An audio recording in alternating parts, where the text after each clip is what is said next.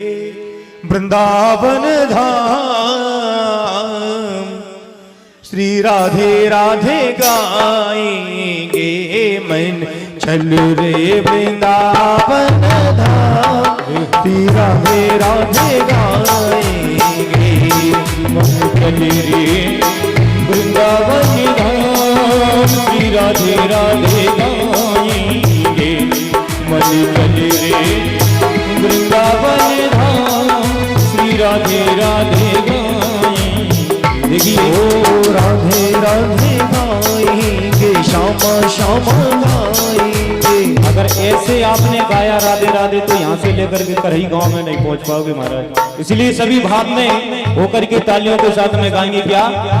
ओ मैंने चले रे वृंदावन धाम श्री राधे राधे गाएंगे। ओ मन रे वृंदावन धाम श्री राधे राधे गाएंगे।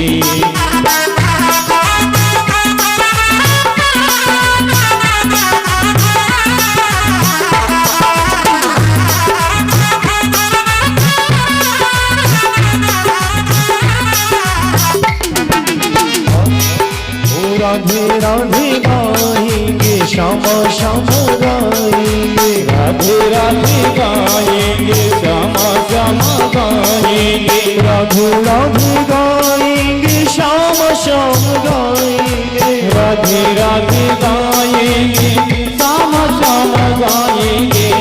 भैया यहाँ के लोग तो ताली बनावे में कंजूसी कर देते हैं। राधे राधे बंद कर दे, थोड़ा मद्दा कर लो। आज इनको देख ले भैया गावे या ना गावे। राधे राधे गाएंगे श्यामा श्यामा गाएंगे।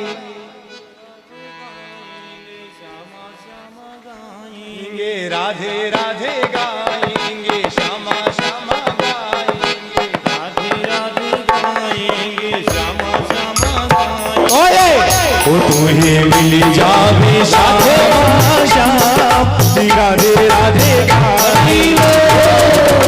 तेरे वृंदावन धाम श्री राधे राधे गाएंगे।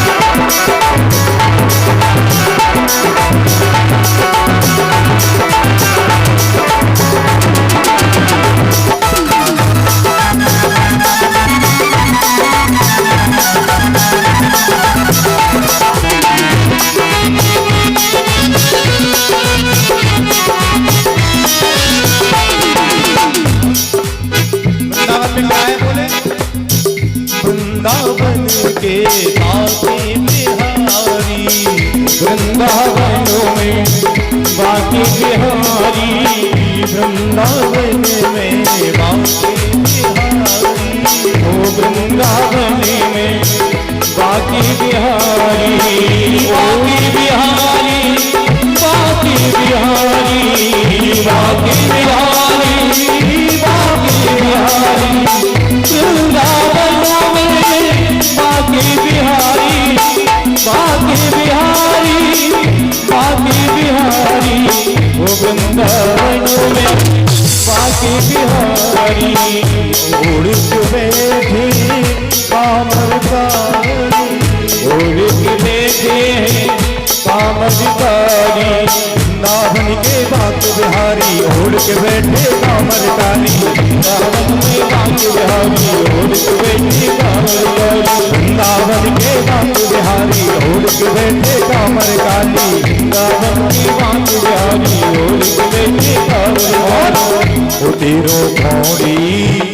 तेरो पौड़ी लगे नादा तेरो पौड़ी लगे नादा। राधे राधे गाए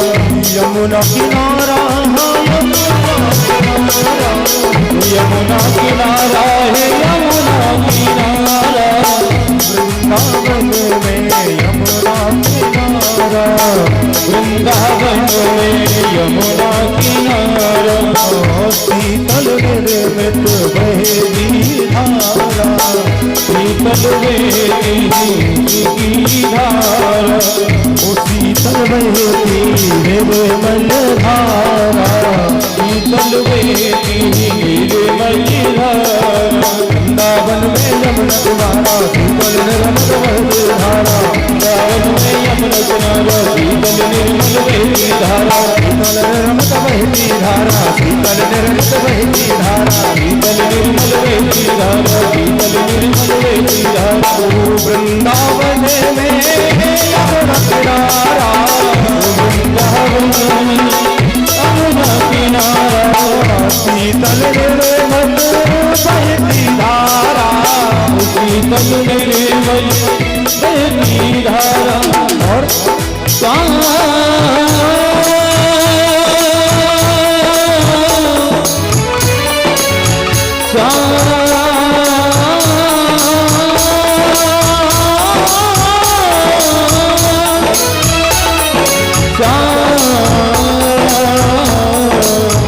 वृंदावन में यमुना किनारा, शीतल निर्मल बहती धारा,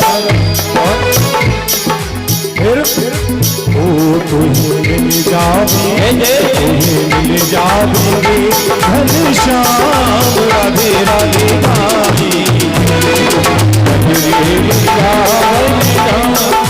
राधे राधे गाएंगे, ओ राधे राधे गाएंगे, श्यामा श्यामा गाएंगे, राधे राधे गाएंगे, श्यामा श्यामा गाएंगे, राधे राधे गाएंगे, श्यामा श्यामा गाएंगे, राधे राधे गाएंगे, श्यामा श्यामा गाएंगे, चल रे मने मेरे बिना राधे राधे गाएंगे,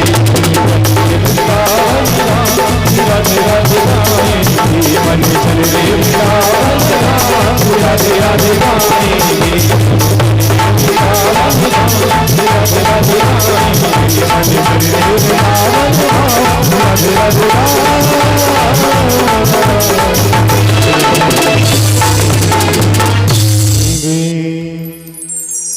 मन चल रे वृंदावन धाम श्री राधे राधे गाएंगे।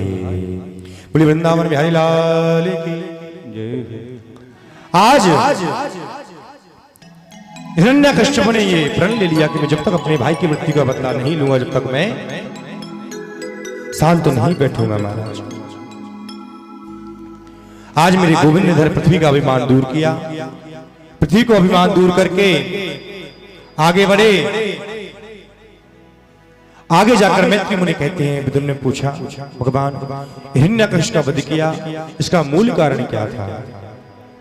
बोले ब्रह्मा जी के पुत्र हुए, सभी विरक्त हुए, सनत कुमारों ने पहले ही मना कर दिया कि हम विवाह करेंगे नहीं। अब वहां उनके यहाँ पर एक पुत्र हुआ जिसका नाम है कर्दम ऋषि, और कर्दम ऋषि सज्जनों ऐसा सिर्फ कदम के समान सीधा खड़ा हुआ, उसका नाम है कर्दम। कर्दम ऋषि ने अपनी इंद्रियों का दमन कर लिया, उसे कर्दम कहते हैं। आज ब्रह्मा जी ने कहा कर्दम से, बेटा कर्दम सुंदर घर पर रहो, विवाह करो, अपने परिवार को देखो। कर्दम ऋषि ने कहा देखो पिताजी, हम क्षमा चाहते हैं, हम विवाह नहीं कर सकते। और कहां चल दिए? जंगल की ओर, भगवान की भक्ति करने के लिए। आज मेरे कर्दम ऋषि ने पहले ब्रह्मचर्य का पालन किया गृहस्थ जीवन में, और उसके बाद नारद जी ने पूछा प्रभु एक बात मुझे बतलाओ, आपको संत कौन से प्रिय हैं? क्या जो बाल अवस्था से अपने परिवार को छोड़ देते वो संत प्रिय हैं, या अपने परिवार को पालन पोषण कर देते हैं उसके बाद में बीच में छोड़ के बोले अपनी दिक्कत नहीं है चलो संत बन जाते हैं, क्या वो प्रिय है?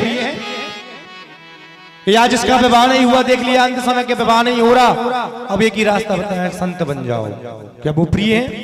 भगवान ने कहा मुझे वो प्रिय नहीं है। बोले प्रिय कौन है?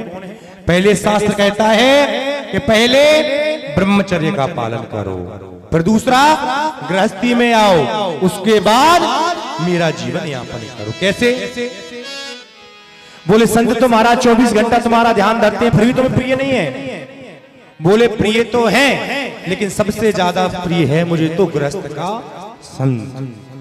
कैसा? बोले जो अपने परिवार को समय दे रहा है, अपनी बीवी को, अपने बच्चों को, अपने रिश्तेदारों को, अपने समाज को समय दे रहा है, उसके बाद भी 2 घंटे मेरे लिए भजन करने के लिए निकाल रहा है, वो संत मुझे बड़ा प्यारा है। अब जिसके कोई है ही नहीं आगे पीछे, वो तो 24 घंटा भजन करेगा ही। बताओ, ना आगे ना पीछे, क्या करे? भजन करने से ही जाए, तो वो मुझे प्रिय नहीं है। प्रिय मुझे वो है।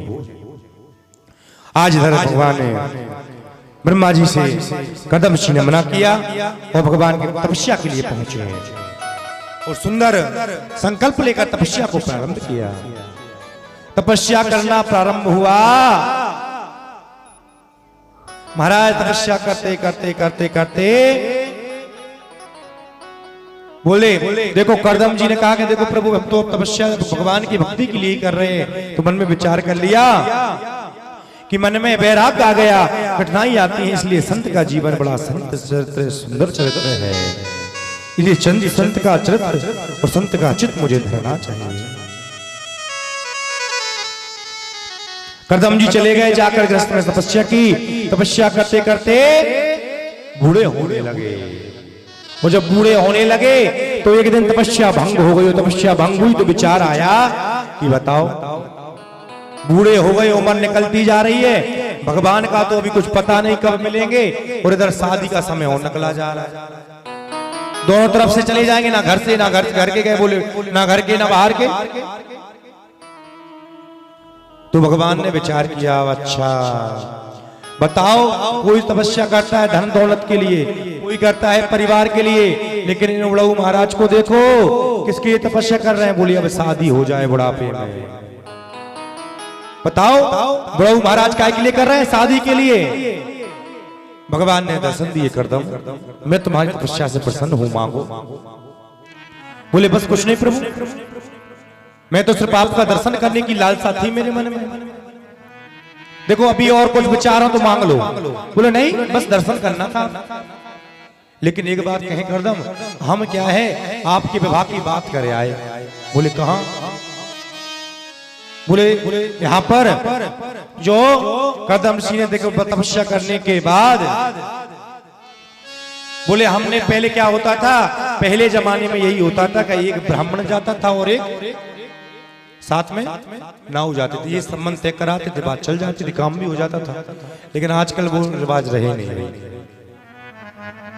आजकल तो ये हो गया, परिवार वालों को पसंद है तो लड़के को पसंद नहीं, और लड़के को पसंद तो परिवार वालों को पसंद नहीं। तो बोले क्या करें ना, बोले कि परिवार जब करना ही है तो परिवार की क्या सुनना, चलो कहीं कोर्ट में जाकर साइन कर लेते, हो गया विवाह। ये विचार बना लिया, ये धारणा करनी है महाराज। आज मैंने तो सोचा था कि तुम विवाह करोगे और मैं तुम्हारी विवाह की बात करके आया हूं। बोले प्रभु किससे करे आए? बोले स्वयं मनु की जो पुत्री है, उनकी जो पुत्री हैं, 2 पुत्र हैं, 3 पुत्रियां हैं, आकृति, देवहूति, प्रसूति। पुत्रों के नाम है प्रियव्रत और उत्तानपाद। उनकी बड़ी पुत्री जो है देवहूति के साथ में तुम्हारा विवाह फिक्स कराया। अब करदम जी ने कहा देखो अब वो ठीक है, लेकिन हमारा विवाह करने का मन तो नहीं था, लेकिन जब आप तय करे आए तो ठीक है, कर ही लेंगे। अब क्या दिक्कत है, कर ही लेंगे, क्या दिक्कत है, बुढ़ापा तो वैसे भी आ गया, और देखो पिता की बात को नहीं टाल सकता, इतना सामर्थ नहीं है मुझे। बोले चलो ठीक है। आज करदम ऋषि का विवाह स्वयं मनुराम के जो राजा हैं उनकी पुत्री देवहूति के साथ हुआ। जो देवहूति ऐसी है जो राजमहलों में पड़ी हुई हैं, पली पड़ी बड़ी हुई हैं, फूलों में पली बड़ी हुई हैं, और आज ऐसे संत के साथ जिनका विवाह हुआ है। महाराज विवाह हुआ, विवाह होकर लेकर आए, जंगल में लेकर आए। बोले देवी यही हमारा घर है और यहीं रहो बढ़िया। बोले अच्छा ये घर है तुम्हारा, बताओ यहाँ तो कुटिया, एक कुटिया है, उसमें भी सांप बिच्छू लटके हुए, जानवर बैठे हुए। देखो देवी ऐसा है यही है, अब जहाँ जो जगह कोना मिल जाए वहां पर तुम विश्राम करो, और मुझे भजन के लिए विलंब हो रहा है, मैं क्षमा चाहता हूँ और मैं भजन के लिए बैठ रहा हूँ। आज मेरे प्रभु भगवान कदम ऋषि ने तपस्या करना आरंभ किया। तपस्या करते करते उनको 40 वर्षों के बाद कदम ऋषियों की तपस्या टूटी। 40 वर्ष तक देवहूति माता का बुढ़ापा आ गया, का तपस्या टूटी। बोला देवी आप कौन हो? बोले आप याद करो 40 वर्ष पूर्व आप मेरे से विवाह करके मुझे यहां लेकर आए थे। बोले देवी इतने दिनों तक आपने क्या किया, क्या खाया, क्या पिया, कैसे अपना जीवन का गुजारा किया? बोले ऐसा है कि कभी कुछ मिल जाता जल पी के रह जाती, कभी कंदमूल फल खा लेती, ऐसे जीवन यापन किया। और एक बात और कहूं, इस बात को हमेशा गांठ रखना चाहिए। कैसा?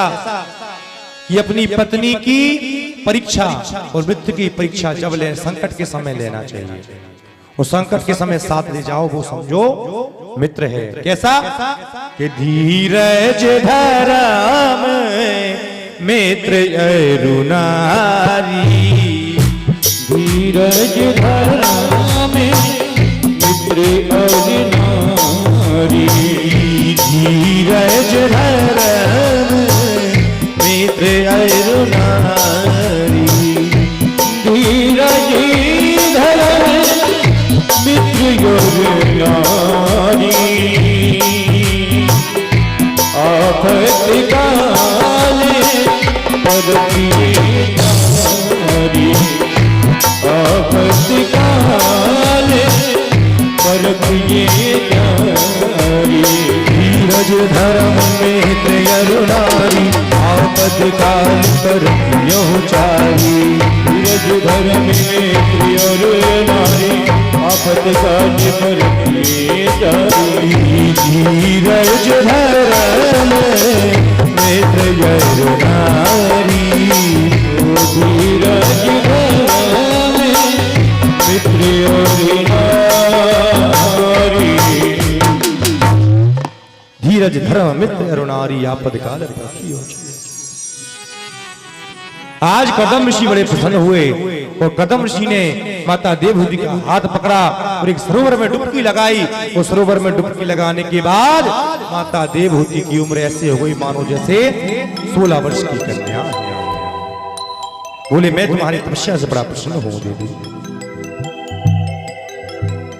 आज इधर सुंदर महल बनाया, बड़ी प्रसन्न से देवी तुमने हाथ देखकर सुंदर। दूसरी जो कदम ऋषि ने विचार किया कि देखो प्रभु विवाह करवा दिया, लेकिन एक शर्त है। बोले क्या? मेरे यहाँ पर आप पुत्र बनकर आओगे? बोले आऊंगा। लेकिन यहाँ पर क्या हुआ? कदम ऋषि का यहाँ पर 9 पुत्रियों का जन्म हो गया। पुत्र नहीं हुआ लेकिन पुत्री जरूर हो गई। उन्होंने कहा भगवान बताओ आपने अच्छा किया, बिदो दिया परिवार में, अच्छा वाला भजन करता, 9 कन्या दे दी। मन में विचार किया था आप आओगे, आप आए नहीं। आज कदम ऋषि की जो सबसे बड़ी पुत्री है उनका नाम सती अनुसुईया हुआ। और सती अनुसुईया मारीच के नाम के जो ऋषि हैं उनके साथ ब्याही गई। दूसरी अनुसुईया इनको कौन नहीं जानता, जो अत्रि मुनि के साथ माता अनुसुईया का विवाह हुआ।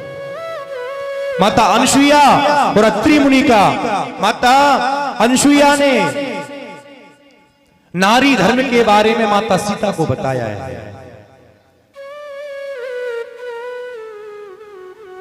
कि देवी, और हम और आप सभी अच्छे से जानते हैं सती अनुसुईया।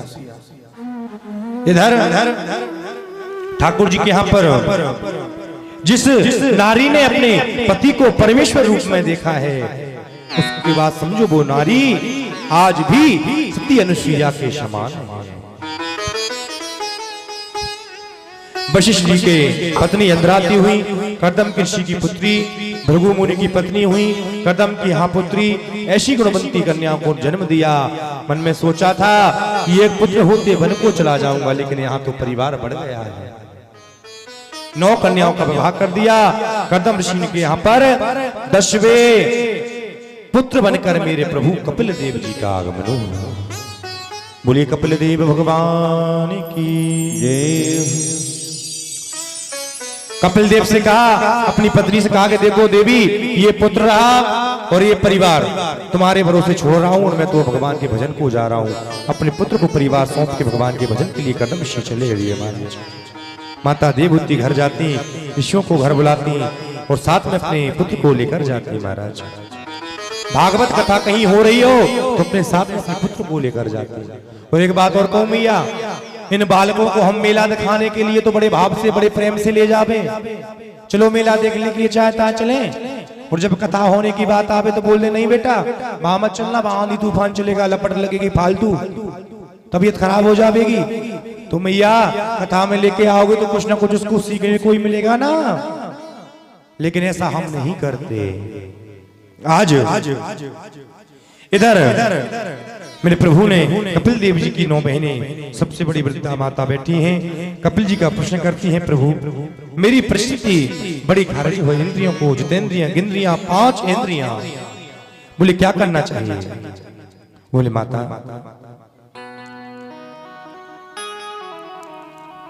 माता देवहूति का वंश आगे चला। देवहूति के माता की बहनें हुई देवहूति, आकृति देवहूति, प्रसूति, प्रसूति के नाम की जो बहनें हैं उनका विवाह दक्ष प्रजापति के साथ हुआ, जिनके यहाँ पर माता सती का जन्म हुआ। तो दक्ष प्रजापति को कौन नहीं जानता। माता सती के यहाँ पर जन्म हुआ और भूत भावन भोलेनाथ के साथ माता सती का विवाह हुआ। एक बार क्या हुआ, एक बार ब्रह्मा जी ने क्या किया, ब्रह्मा जी ने जो दक्ष है उसको देवताओं का जो अध्यक्ष बना दिया, टीम का लीडर बना दिया। एक दिन दक्ष गया, दक्ष को देखकर सभी उठकर उसका स्वागत करने लगे, लेकिन मेरे बाबा उठकर खड़े नहीं हुए। तो उसने क्या किया, उसने कहा देखो आज के बाद इस कपाली इस बाबा को किसी यज्ञ में, किसी पूजा में, किसी मंडप में कोई भी स्थान नहीं देना। आज उसी आक्रोश में आकर दक्ष ने अपने यहां पर यज्ञ करवाया। कौन सा यज्ञ? कामश्री यज्ञ, दूध दिखावटी यज्ञ है। सिर्फ किसके लिए? भूत भावन भोलेनाथ को दिखाने के लिए। सभी देवताओं को निमंत्रण दिया, लेकिन बाबा को निमंत्रण नहीं दिया। लेकिन देवता भी बड़े चालाक। देवताओं ने क्या किया, देवताओं ने सुंदर सुंदर विमान पर बैठकर कैलाश पर्वत के ऊपर से जा रहे हैं। कहते हैं कि हर आंसू आंख में लाया ना कीजिए, हर बात किसी को बताया ना कीजिए। लोग मुट्ठी में नमक लिए फिरते हैं, हर जख्म किसी को दिखाया ना कीजिए। आज क्या हुआ, देवताओं ने कहा देखो ऐसे काम नहीं चलेगा। पता तो चले इनकी ससुराल में हमारा निमंत्रण और दामाद को नहीं बुलाया। माता सती ने देखा और कहा बाबा एक बार बताओ ये देवता जा कहां रहे हैं आज? बोले तुमको पता नहीं? बोले नहीं, तुम्हारे पिता के यहाँ पर यज्ञ हो रहा है। बोले अच्छा, तो हमको निमंत्रण नहीं आया? बोले नहीं। आज माता सती को थोड़ा अजीब लगा। लेकिन एक बात और कहूं, पुत्री कैसी भी हो लेकिन मन में भावना आई जाती है। बोले देखो मैं आपसे एक बात कहूं, मेरा मन नहीं मान रहा, मेरी बहनें आई होंगी, सब लोग आए होंगे, सब लोग पूछेंगे बड़ी पुत्री कहाँ है, तो अच्छा नहीं लगेगा। मैं अपने पिता के घर जाना चाहती हूँ, आपकी यदि मुझे आज्ञा हो तो। बाबा ने कहा ठीक है देवी जाओ, लेकिन हम तो नहीं जाएंगे, हम बिना बुलाए तो जाती नहीं। बोले ठीक है आप मत जाइए, लेकिन मैं जाऊंगी। क्या हुआ, माता सती ने जाकर सबसे मिली तो उन बहनों ने मजाक उड़ाना आरंभ किया। अरे वो तुम्हारा पति कहाँ है? वो कपोली फूलों की माला डाले फिरता है, कोई घर में रहने के लिए है या ऐसे ही डरती रहती हो शमशान में? उनका उपहास करने लगी। लेकिन एक बात और कहूं मैं प्यारे, माँ बड़ी ममतामयी होती है। माँ ने जैसे ही देखा अपनी पुत्री सती को अपने गले से हृदय से लगा दिया। पुत्री बड़ा विलंब कर दिया आने में। यहां देखा महाराज, माता सती ने जाकर देखा कि सब देवता सब अपने अपने ग्रह मंडलों पर विराजित हैं, लेकिन पूरे यज्ञ में कहीं से लेकर कहीं तक भूत भावन भोलेनाथ का कोई भी स्थान नहीं है।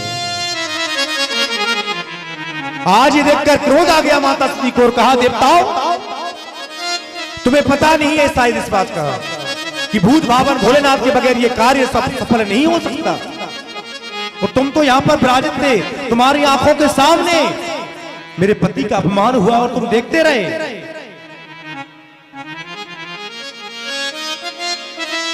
आज माता सती के इस क्रोध को देखकर सभी देवता थर-थर कांपने लगे, ऋषि मुनि सब कांपने लगे। देवी हमें क्षमा करो, हमने बहुत कहा था राजा से कि आप एक काम करो, बाबा का स्थान देने से मना कर दिया। आज माता सती अपने क्रोध में आकर अपने शरीर से अपना अष्टभुज रूप धारण किया और सीधा जाकर यज्ञ के कुंड में जाकर अपने देह को त्याग दिया। महाराज देह को त्यागा। नंदी श्रृंगी भृंगी को पता लगा कि माता ने शरीर को त्याग दिया है, उन्होंने जाकर बाबा को बताया देव कि हमारी माता जो है उन्होंने अपने देह को त्याग दिया है। सभी देवता ऋषि समझा रहे हैं किसको? दक्ष को। राजन तुम्हें शायद पता नहीं, अब इस यज्ञ का प्रभाव क्या होगा तुम्हें ये पता नहीं। सारी सृष्टि सारा संसार इसका प्रभाव भोगेगा, तुमने इतना बड़ा पाप किया। ब्रह्मा जी ने कहा, दक्ष मैंने तुमको समझाया था इस बात, लेकिन तुम मेरी बात को नहीं माने। मैं तुम्हारा साथ नहीं दे सकता, मैं अपने घर को जाता हूं। आज मेरे भूत भावन भोलेनाथ ने क्या किया? वीरभद्र को भेजा और मां भद्रकाली को भेजा, जाकर यज्ञ को विध्वंस कर दो, जहां तक संत यंत्र जो भी देखे सबको मार डालो, जाकर यज्ञ का विध्वंस कर डालो। महाराज वीरभद्र ने आकर को देखा, क्रोध में आंखें बबूले होती है, देखा क्रोध तो सब देवता डरता थर कांपने लगे और अपने अपने स्थान को छोड़कर भाग गए। वीरभद्र ने तुरंत अपना फरसा उठाया और दक्ष के सर को धड़ से अलग कर दिया। महाराज बाबा भोलेनाथ का आगमन हुआ, माता प्रसूति देखकर रोने लगी। आज माता प्रसूति की रोते हुआ देखकर कहा, आप एक तरफ से मेरे दामाद और मैं बस आपसे यही चाहती हूं कि मेरे पति को जिंदा कर दो। बाबा ने कहा, ठीक है, तुम्हारे पति ज्यादा मैं करते थे, मैं देवताओं का अध्यक्ष, मैं ऐसा, मैं वैसा, मैं फलाना, मैं ठिकाना। देवताओं से कहा, एक काम करो, जाओ और जाकर किसी का सर लेकर आओ। गए और जाकर एक बकरी का सर लेकर आए, दक्ष को लगा दिया। बोलो मैं करते रहना जिंदगी में। बड़ा शौक था तुम्हें मैं करने का। आज महाराज यहाँ पर प्रिय व्रतो उत्तान पादो सतरूपायते शुतो वासुदेवस्य कल्या रक्षया जगति स्थितो। प्रिय व्रत और उत्तान का जो पुत्र थे, यह प्रसंग बड़ा सुंदर है। स्पष्ट करूं, प्रिय यानी अच्छा और व्रत यानी प्रतिज्ञा। जिसने अपने जीवन में अच्छा किया उसका नाम प्रिय है, और जिसने अपने जीवन में प्रतिज्ञा ली उसका नाम प्रिय व्रत है। आज राजा उत्तानपाद की पत्नी का नाम है सुनीति, और शास्त्र कहते हैं कि ना गृहम ग्रहम मृत्ययो ग्रहणी ग्रह मुच्यते। वास्तव में यदि स्त्री चाहे तो घर को स्वर्ग बना दे, और स्त्री चाहे तो घर को नरक बना दे। ये स्त्रियों के हाथ में है। वैसे स्त्रियों को, वैसे माताओं को शास्त्र में गृहिणी कहा गया है। गृहिणी का मतलब होता है लक्ष्मी, और लक्ष्मी तो फिर लक्ष्मी हो गई, हम सब जान में लक्ष्मी कैसी हो गई। आज सुंदर उत्तानपाद का परिवार चल रहा है महाराज। उत्तानपाद राजा के यहाँ पर पत्नी का सम्मान करते हैं, बड़ा सुंदर बात करते हैं। राजा उत्तानपाद एक बार क्या हुआ, सुंदर वन में एक शिकार करने के लिए गए। वहां पर देखा ये एक कन्या किसी यक्ष के साथ को भ्रमित करते हुए देखा, तो सोचा और कहा कि देवी आप हमसे विवाह कर लीजिए, हमारे पास बहुत है, धन है, दौलत है, सब कुछ है। तो दूसरा विवाह माता सुरुचि के साथ कर लिया। और सुरुचि को लेकर अपने महल में आए। महल में आए तो सुरुचि ने कहा ये कौन है? बोली ये मेरी पहली पत्नी सुनीति है। बोले देखो महाराज, एक महल में दो चीजें नहीं रहेंगी, हम दो नहीं रहेंगे, क्योंकि एक म्यान में एक ही तलवार बनती है, दो नहीं बनती। क्या करें? पहली पत्नी को निकाल दो, दूसरी को रख लो। बोले ये भी ठीक है। तो अपनी पहली पत्नी को निकाल दिया और माता सुनीति के गर्भ में मेरे भगवान का प्रिय व्रत जो प्रिय शिष्य है प्रहलाद का जन्म होने वाला है। यहाँ पर क्या किया, माता सुनीति गर्भवती हैं और उन्होंने जाकर एक सुंदर पर्णकुटी बनाई और पर्णकुटी में अपना जीवन यापन करने लगी। अपने संतों के साथ जाती तो वहां पर सुंदर सत्संग करती और माता सुनीति के यहाँ पर सुंदर एक भक्त ने जन्म लिया जो भगवान का बड़ा प्रिय भक्त है, प्रहलाद का जन्म हुआ। और यहाँ पर शास्त्र कहते हैं कि बच्चे का प्रथम गुरु मां होती है, लेकिन माता सुनीति ने क्या किया, माता सुनीति जहां कथा में जाती, संतों के साथ जाती, अपने पुत्र को साथ लेकर जाती और संतों से कभी उनकी सेवा करती। संत कहते बोले क्या चाहिए? बोले बस एक ही वरदान दे दो कि मेरा पुत्र सदा चिरंजीवी रहे, संतों का संग करे, अच्छे आचरण हो, सुंदर आचरणों पे चले, नीति की बात करे, शास्त्र का ग्रंथ का सबका ज्ञान हो। एक दिन क्या हुआ, संतों की तपस्या करने के लिए, संतों की सेवा करने के लिए माता सुनीति गई। तो एक संत ने कहा देवी माँ को क्या चाहिए? तो माता सुनीति ने कहा यदि आप मुझे देना चाहते हो तो बस एक वरदान दे दो कि मेरी एक सौत है जिसका नाम सुरुचि है और उसके यहाँ पर कोई बालक नहीं है, बस उसकी संतान हो जाए। राजन परीक्षित से कहते हैं सुखदेव धन्य है राजन ऐसी स्त्री जो अपने से बढ़कर दूसरों का हित चाहती है। वो चाहती, वो ये सोचती मेरी सौत है, ना हो तो मुझे तो अच्छी बात है, मेरा ही पुत्र राजा बनेगा। लेकिन क्या विचार किया कि नहीं, उसके यहां पर एक पुत्र होना चाहिए। आज प्रहलाद जी ने क्या किया, प्रहलाद जी ने अपना एक दिन भाई मकान के जब अंदर गए, किसी उनके मित्रों ने कहा अरे प्रहलाद बोलिए राजा तुम्हारे पिता है, हमने सुना है। तो माता से जाकर पूछा माँ मेरे पिता कौन है? बोले यही तुम्हारे पिता है उत्तानपाद। एक दिन प्रहलाद जी खेलते खेलते महल के ऊपर प्रवेश किया, महल में जाकर राजगद्दी पर बैठ गए और राजगद्दी पर बैठे तो माता सुरुचि ने आकर वो तुरंत उठाकर बाहर फेंक दिया। बोले जाओ यहां से निकलो। तो माता सुरुचि से कहा तो प्रहलाद जी ने मां क्या ये मेरे पिताजी नहीं? बोले ये तुम्हारे पिताजी तो हैं लेकिन तुम मेरे पुत्र नहीं हो, तुम सुनीति के पुत्र हो। मेरे पुत्र एक काम करो, तुम्हें इस सिंहासन पर बैठना है तो जाओ और जाकर भक्ति करो, भक्ति करके भगवान को प्रसन्न करो, प्रसन्न करके वर मांगो कि अगला जन्म मुझे मिले तो माता सुरुचि के गर्भ से मिले तो तुम इसके राजा बनने के योग्य हो। आज प्रहलाद जी महाराज रोते रोते हुए अपनी माँ के पास आए, माँ को सब कथा सुनाई। माँ ने कहा बेटा इस संसार के पिता की गोद में बैठने से अच्छा है कि तुम जगत पिता की गोद में जाकर बैठो, जाओ तुम भजन करो, तपस्या करो।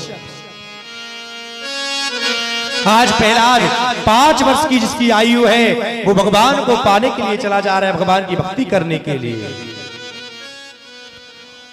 आगे गए जंगल में नारद जी ने परीक्षा लेना चाहा। नारद जी ने कहा बेटा कौन हो, कहां जा रहे हो?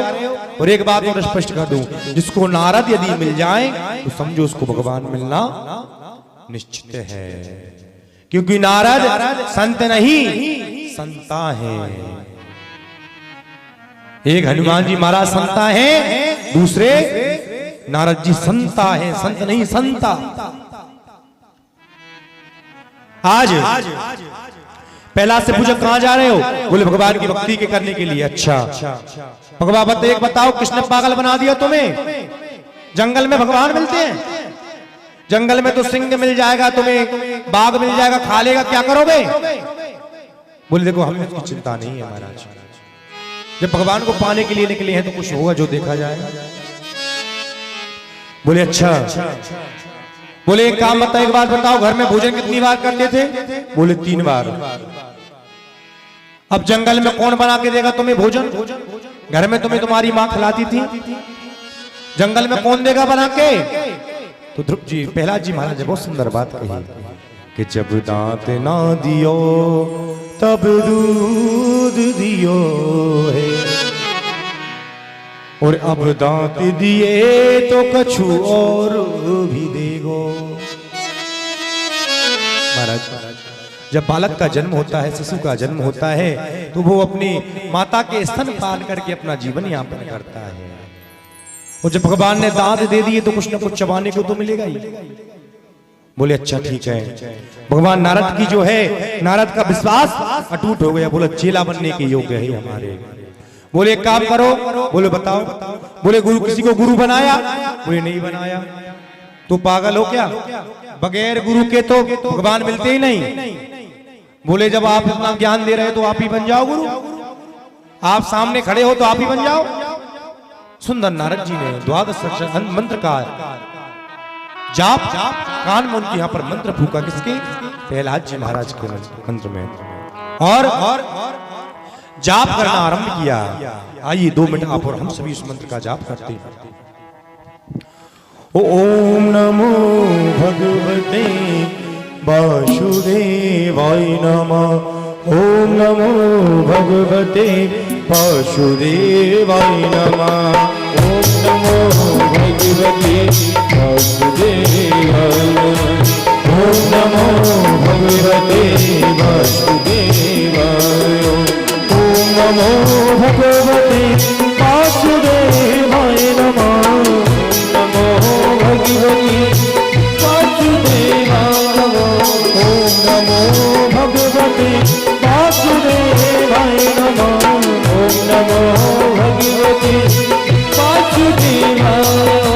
ओम नमो भगवते वासुदेवाय नमः। नमो भगवते वासुदेवाय नमः। ओम नमो भगवते वासुदेवाय।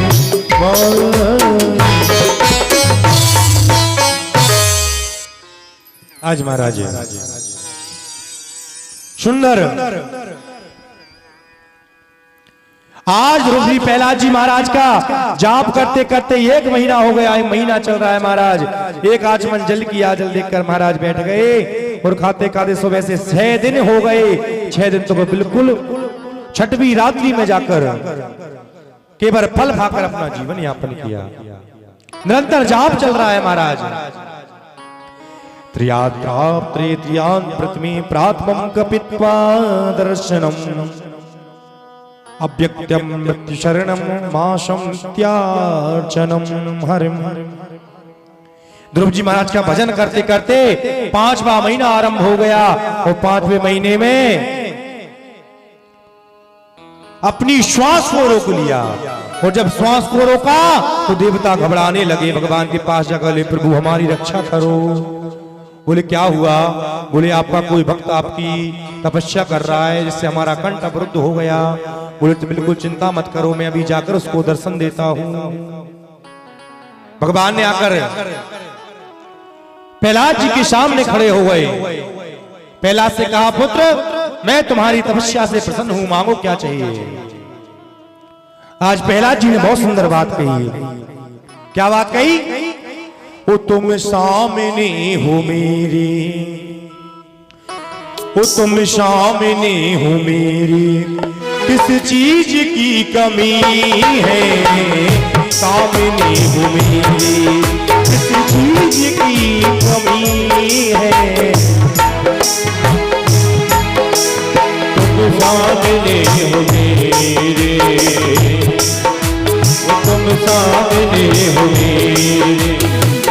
बात की कमी है तुम सामने हो मेरे, तुम सामने हो मेरे, चीज की कमी है।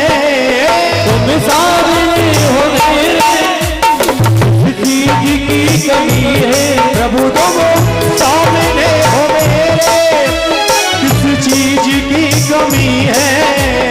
तुम सामने हो मेरे, किस चीज की कमी है। अब और अब किसी की, अब और अब किसी की परवाह भी नहीं है। और अब किसी परिवार भी नहीं है मुझे और अभी किसी की।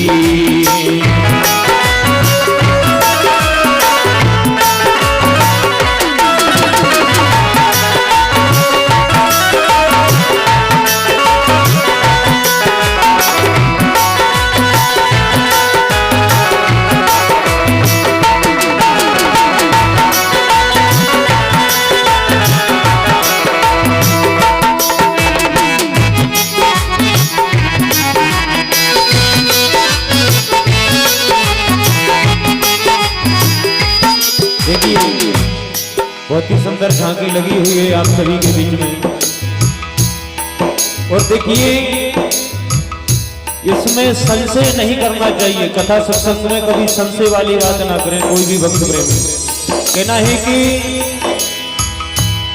जाती रही भावना जैसी प्रभु मूरत देखी तन तैसी। ये स्वरूप में भी यदि आप भगवान का दर्शन करेंगे तो हो सकता है कि आपको साक्षात भगवान का दर्शन हो।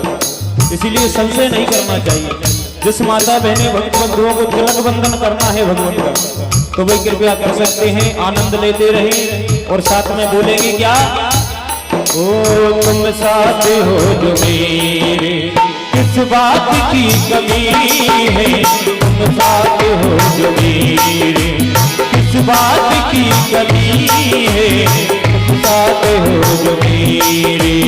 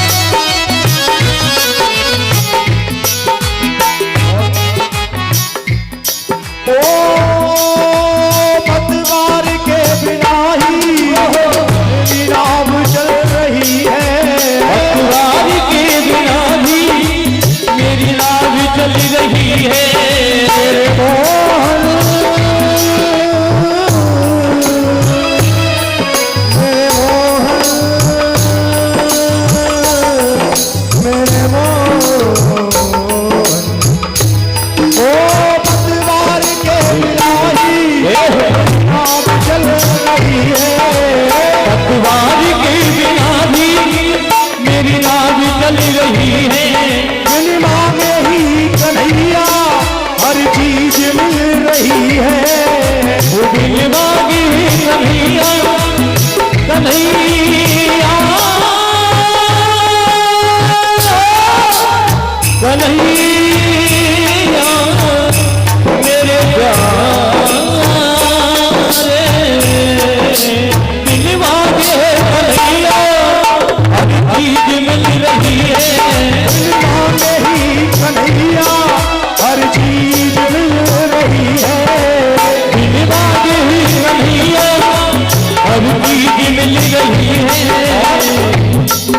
अब क्या बताऊं मोहन, अब क्या बताऊं मोहन, अब क्या बताऊं मोहन, आराम हो रहा है,